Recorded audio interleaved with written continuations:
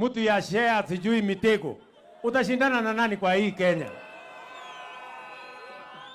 Mimi nawaambia hawa, kwanza wacha niwapatie mawaidha ya bure. Kwanza watafute sera, kwa sababu uweze kuuza chuki, uweze kuuza ukabila, uweze kuuza migawanyiko, uweze kuuza mitego, uweze kuuza shares ati upigiwe kura. Hiyo ni ukumbavu na hiyo ni ujinga. Ama namna gani jameni? Nyinyi tafuteni sera my friends. Hawa watu ambao wanajaribu hiyo siasa, ukiwauliza barabara hawajui. Ukiwauliza kilimo hawajui. Ukiwauliza sitima hawana mpango. Hata sukari hawajui inapangwa namna gani.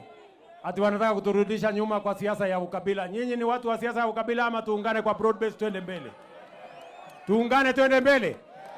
Tuungane na huyo Oparanya twende mbele. Hebu nione wala anasema tuungane twende mbele.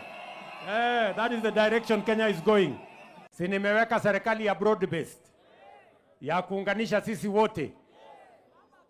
Mheshimiwa Raila Odinga ambaye sasa ni kiongozi wetu, tunataka aende asimamie mambo ya AU.